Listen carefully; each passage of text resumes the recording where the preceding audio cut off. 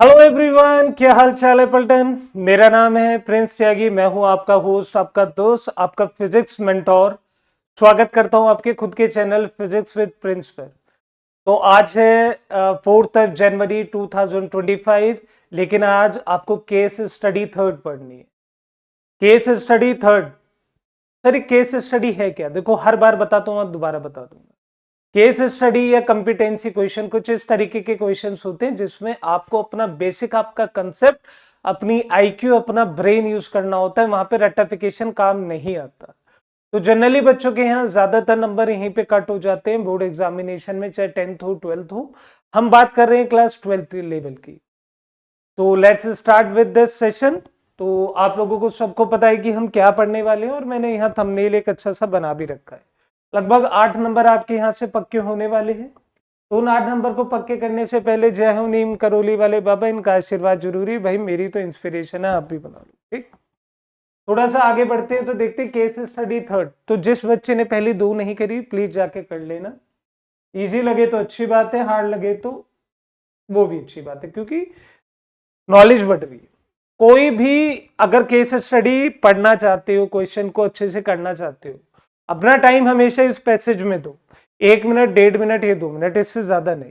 क्योंकि आपका वही है जो आप ऑलरेडी पढ़ रखे हो फिजिक्स के अंदर। ये कोई अनसेन पैसेज नहीं है कि जिसमें आंसर ढूंढना पड़ रहा है। देखिए, read the text carefully and answer the question. In 1909, Robert Millikan was the first person who used to find the charge on an electron using oil drop. तो उन्होंने एक एक्सपेरिमेंट करा था, ऑयल ड्रॉप एक्सपेरिमेंट, जिसमें उन्होंने बताया कि भाई मैं ऑयल ड्रॉप लूंगा और ऑयल ड्रॉप के ऊपर was the first to find the charge of an electron. उन्होंने इलेक्ट्रॉन का चार्ज निकालना चाहा। अब वो कैसे निकाला, क्या क्या उसके रिजल्ट आए थे, क्या क्या उसकी कॉन्सिक्वेंसेस थी, और क्या क्या उन्होंने अपने रिजल्ट वर्डिक्ट किया था। मुझे लगता है आप लोगों ने, इतने मैंने आपसे बातचीत की, आप लोगों ने कंप्लीट पढ़ लिया होगा। स्क्रीनशॉट ले लेना। इस सारी बातचीत आप देख सकते हैं कि यहाँ पे इलेक्ट्रिक फील्ड थी, यूनिफॉर्म थी, हॉरिजॉन्टल पेयर था, पॉजिटिवली चार्ज प्लेट थी, ड्रॉप को गिराया गया, वो सस्पेंड हो गई। अब आपको पता है यार, कोई 2 ऐसी प्लेट हो, ये पॉजिटिव ये नेगेटिव, अगर ऑयल ड्रॉप में गिरा रहा हूं तो मैं चाहता हूं वो रुक जाए, तभी तो मैं उसे माइक्रोस्कोप से देख पाऊंगा। अब आप कहोगे सर वो जो ड्रॉप है वो नीचे जा रही है ड्यू टू ग्रेविटी। तो कोई एक ऐसी फोर्स है ना जो उसे ऊपर की तरफ रोक रही है, electric force, electrostatic force, F equal to q e. क्यों? क्योंकि यहाँ पे E गिवन है। देन हमने सारी बातें देखी और मैंने आखिर में देखा कि जो उसकी वैल्यू आई हमेशा मल्टीपल ऑफ E आई, और इसी काम के लिए इन भाई साहब को नोबेल प्राइज दिया गया था। होप्स आप लोगों ने पढ़ लिया, और कुछ इस तरीके से वो दिखाई देता जो उनका इक्विपमेंट बनाया था। तो एटमराइजर से हम लोगों ने क्या करा, ऑयल ड्रॉप इंजेक्ट करी। भाई इंजेक्ट करने के बाद हम लोगों ने क्या देखा कि यह है पॉजिटिव प्लेट, यह है नेगेटिव प्लेट, और यहां पे आके सस्पेंड हो गई। सस्पेंड का मतलब समझते हो, रुक गई। ऐसा नहीं कि रुकी गई होगी, ऑलमोस्ट ऐसा कुछ करा कि वो बैलेंस हो गई। क्यों? क्योंकि उसकी इलेक्ट्रिक फोर्स, इलेक्ट्रोस्टैटिक फोर्स ऊपर लग रही होगी, और उसका जो वेट है वो नीचे की तरफ लग रहा होगा। और वेट निकालने के लिए ग्रेविटी की रिक्वायरमेंट होती है, और स्मॉल जी का मतलब होता है एक्सेलरेशन ड्यू टू ग्रेविटी। अब इसके ऊपर ही आपको कुछ क्वेश्चंस के आंसर देने। If a drop of mass, अब देखो उन्होंने कहा कि सपोज करो सॉरी, जो मैंने ड्रॉप गिराई थी उन दोनों प्लेट के बीच में, मतलब जैसे ये पॉजिटिव प्लेट थी और ये नेगेटिव प्लेट थी, इन दोनों ड्रॉप के बीच में जो मैंने ड्रॉप गिराई थी वो सस्पेंड हो गई। सर उसका कोई मास गिवन है? जी बिल्कुल, देखिए मास कितना गिवन है, 1.08 इंटू 10⁻⁻40। तो डायरेक्टली भी कर सकते हैं हम लोग, क्योंकि ये कंसेप्ट आपको बता दिए कि ऊपर की तरफ इलेक्ट्रिक फोर्स लग रही होगी क्योंकि नेगेटिव चार्ज है इसके ऊपर। भाई इलेक्ट्रॉन तभी तो निकालेगा, इलेक्ट्रॉन के ऊपर होता ही नेगेटिव चार्ज है। नीचे की तरफ mg। अब ये दोनों ऑलरेडी बैलेंस है, तभी तो ये सस्पेंड हुआ। सस्पेंड मतलब रुका हुआ। अगर मैं देखूं तो Fe का जो फॉर्मूला होता है वो होता है QE, या फिर आप कह सकते हैं EE। E मतलब चार्ज, Q मतलब चार्ज, और ये किसके बराबर है? mg के। तो मैं लिख सकता हूं QE is equal to mg। और आप लोगों से पूछा है then the charge of this drop, drop का चार्ज पूछा है, तो भाई सिंपल है। Q की वैल्यू निकालनी है, M की वैल्यू रख दो 1.08 इंटू 10 की पावर -14, और G क्या होता है, acceleration due to gravity, means 9.8 metre per second square. तो 9.8 मीटर पर सेकेंड स्क्वायर, नीचे कितना आ जाएगा सर ये, अरे यहाँ क्रॉस लगा ले। E की वैल्यू गिवन है, E की वैल्यू कितनी गिवन है 1.68 इंटू 10 की पावर 5। डन। तो सर यहां पे सॉल्व करना तो प्रॉब्लम वाली बात नहीं है, ऊपर जाएगा तो कितना हो गया 10 की पावर -19। अब यहाँ पे ध्यान से देखना है यार, सिंपल कहानी है, ज्यादा कुछ अपने दिमाग में जोड़ नहीं डालना। मैं अगर आप लोगों से एक सिंपल सी बात कहूं कि यार अगर आपको राउंड ऑफ आता है तो वेल एंड गुड, नहीं आता तो कोई दिक्कत वाली। यहाँ पे जितनी भी वैल्यूज है, अगर मैं इन दोनों को भी राउंड ऑफ करके लेके जाऊं तो यहाँ 7, यहाँ पे 1, 1.7, 1.1, 9 से मल्टीप्लाई करूं, अच्छा इसे 10 मान लो, इसे 1 मान लो, इसे 2 मान लो, तो आप एक बात बताओ अप्रोक्स वैल्यू इसकी कितने आने वाली है, लगभग कितनी वैल्यू आ सकती है? इसे 1.1 मान लो, इसे 10 मान लो, तो अगर मैं इसे क्रॉस मल्टीप्लाई डिवाइड करके भी देखूं, लाइक लगभग मैं आपसे कहता हूं कि ये 54 हो गया, ये 84, ये 27, ये 42, ठीक है, ये 21, ये 49। अब इसे करोगे तो 20 इंटू कितना कटेगा 2 पॉइंट समथिंग, और 27 इंटू 2, यह 5 की वैल्यू कुछ आएगी, लेकिन ये 5 की वैल्यू से ऊपर वैल्यू कौन सी दे रखी है 6.40 इंटू 10 की पावर -19। मेरी बात सबको समझ आ गई? कोई दिक्कत कोई परेशानी होनी नहीं चाहिए, है ना। यहाँ 2 समथिंग, 5 से ऊपर तो 5 से ऊपर तो यही वैल्यू है। तो मुझे पता लग गया कि ऑयल ड्रॉप के ऊपर कितना चार्ज है, वो आपको भी पता है। अब आपसे इसने एक सवाल करा, बोला extra electron on this particular oil drop given the presently known charge of the electron are. अरे क्वेश्चन कुछ अटपटा लग रहा है भाई, ये सिंपल सी बात पूछ कि वो जो ऑयल ड्रॉप थी अभी उसके ऊपर कितना चार्ज है, तो आपने कहा सर चार्ज है 6.4 इंटू 10 की पावर -19 कूलम। अच्छा एक इलेक्ट्रॉन के ऊपर कितना चार्ज होता है, एक इलेक्ट्रॉन के ऊपर होता है 1.6 इंटू 10 की पावर -19 कूलम, या इसी को हम लोएस्ट इंटीग्रल चार्ज कहते हैं। क्या कहते हैं? लोएस्ट इंटीग्रल चार्ज, मतलब इससे छोटा कोई चार्ज आज तक हमने देखा नहीं है, इसी को बेस मान के चलते हैं, ठीक है। तो आप सोच के देखो भाई, एक के ऊपर इतना चार्ज है तो 6.4 कितनों के ऊपर होगा, कितने एक्स्ट्रा इलेक्ट्रॉन इसके पास होंगे। सर मुझे कुछ नहीं करना, मुझे 6.4 इंटू 10 की पावर -19 को 1.6 इंटू 10 की पावर -19 से डिवाइड कर देना, ये कैंसिल हुआ, एंड 16 इंटू 4, ये लो आंसर कितने आ गए। तो इसके पास 4 एक्स्ट्रा इलेक्ट्रॉन है, ये देखो।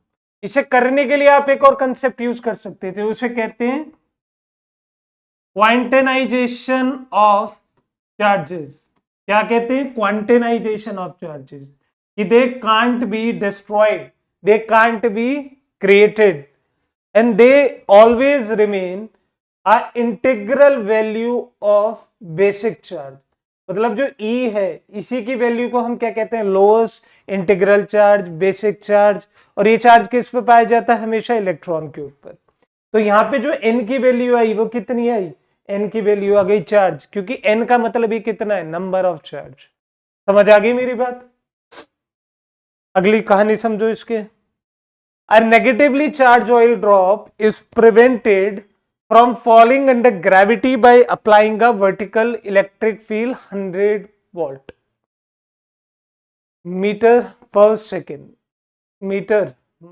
per meter.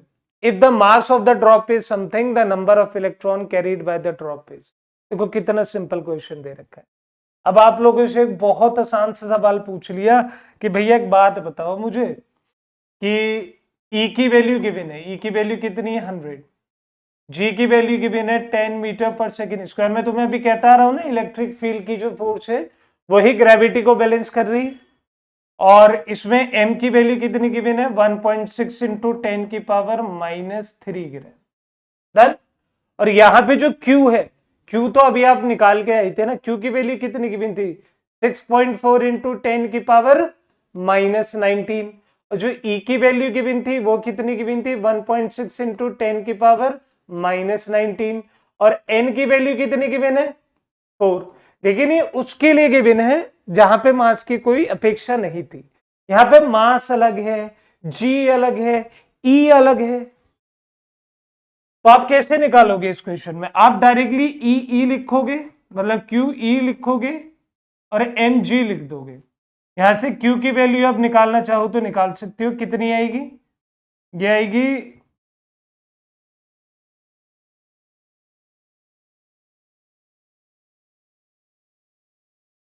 1.6 इंटू 10 की पावर -3 ग्राम इंटू 9.8, और नीचे की तरफ ई की वैल्यू जाएगी 100। ठीक, अगर आप इसे सॉल्व करना चाहे सॉल्व करके देखना, और मुझे इसका आंसर आप लोग खुद बताएंगे। सर कैसे क्यू की वैल्यू हो जाएगी, क्यू को तोड़ देंगे कैसे, एन और ई से। इस बार 4 नहीं रख सकते, 4 क्यों नहीं रख पा रहे, क्योंकि अब मास अलग दे दिया है इन्होंने। तो मैं दोबारा यहां पे जब क्यू की वैल्यू आ जाएगी तो q equal to n e का फॉर्मूला लगा दूंगा और एन की वैल्यू यहां से निकाल के ले जाऊंगा। सब कुछ क्वांटाइजेशन ऑफ चार्जेस पे डिपेंड है। वो q equal to n e जिसने समझ लिया उसका काम हो गया। देखने के लिए टॉपिक बहुत छोटा सा है, लेकिन उसकी महत्वाकांक्षाएं बड़ी हैं, जब भी तो अच्छे अच्छे क्वेश्चन देता है। अब आपसे एक सिंपल सवाल पूछा कि एक्चुअल में ये जो एक्सपेरिमेंट है ये चाहता क्या है। The important conclusion given by the Millikan's experiment about the charge, भाई सबको पता है कि चार्ज इज क्वांटाइज। ठीक, चार्ज है नो डेफिनेट वैल्यू, ऐसा कुछ नहीं होता, उसकी एक डेफिनेट वैल्यू होती है। इट इज नेवर क्वांटाइज, बेटा ऐसा कौन बेवकूफ आदमी पढ़ाता है। And charge on oil drop always increase, ऐसा कुछ नहीं होता। अगर वो इंक्रीज हो रहा है तो उसमें इलेक्ट्रिक फील्ड बदलेगी, उसका मास बदलेगा, तब जाके चार्ज बदल रहा होगा। लेकिन हमेशा वो इंटीग्रल वैल्यू किसकी रहेगा, वो हमेशा इंटीग्रल वैल्यू रहेगा 1.6 इंटू 10 की पावर -19 कूलम। अब सर वो इंटीग्रल वैल्यू एन की कुछ भी हो सकती है, वो 1 से लेके इंफिनिटी कुछ भी हो सकती है, ठीक है, जीरो नहीं होगी। अब लास्ट में आप लोगों से पूछ रहा है, if in Millikan's oil drop experiment charges on drop are found to be 8, 12, 20, then the quanta of charges। भाई आप एक दिमाग वाली बात सोचो ना। अब उसने तुमसे एक बात कह दिया कि जितनी भी ये ड्रॉप आ रही हैं इसके कुछ ऐसे चार्ज आ रहे हैं, 1 माइक्रोकूलम, फिर आ रहा है 12 माइक्रोकूलम, और आखिर में आ रहा है 20 माइक्रोकूलम। अब आपको कुछ समझ आ रहा है यहां से, एक सिंपल सी तो बात समझ आ रही होगी, इन सब में कॉमन एक वैल्यू है। सर वो वैल्यू कौन सी है, 8 है क्या, नहीं। सर 4 देखते हैं, 12 नहीं, 20 नहीं। सर वो एक ही तो वैल्यू है, कौन सी है वो, 4। भाई इसे देखोगे तो 4 इंटू 2, इसे देखोगे तो 4 इंटू 3, इसे देखोगे तो 4 इंटू 5। अरे भाई इसकी इंटीग्रल वैल्यू जो है इनकी यहाँ पे आ रही है हर बार देखने पे, वो कितनी आ रही है, 4 ही तो आ रही है। मतलब 4 इसका क्वांटा है जो हमेशा सेम रहेगा। मेरी बात सबको समझ आ गई। और एक बात और मैं आपको समझा देता हूं, मैंने आपसे कहा था कि इस वीक, मतलब आज सैटरडे है ना, तो कल मंडे से हम दो केस स्टडी स्टार्ट करेंगे, और आपके अलग सेशन भी स्टार्ट करेंगे। जब आपका एग्जाम आने वाला होगा उससे 10-15 दिन पहले ही हम लोग सैंपल पेपर सॉल्व करना स्टार्ट कर देंगे। और इतनी गारंटी लेके चले जाओ, कहीं कोई क्रैश कोर्स की नीड नहीं, कुछ नहीं। यहाँ आओ, पढ़ो, लिखो, पास हो जाओ, डिस्टिंक्शन लाओ, पूरे नंबर लाओ, खुशी होगी मुझे, ठीक है। And everything is free of cost. बस वही बात है ना कि लोग जो फ्री की चीजें होती हैं उनकी कदर नहीं करते, लेकिन करनी पड़ेगी भाई, क्योंकि लोग तो क्वेट डाल देते हैं कि जो चीज फ्री होती है वो एडिक्शन है, ये है वो है, सब बेकार की बात है। You study and focus and get the best out of best marks in your exam. Thank you so much.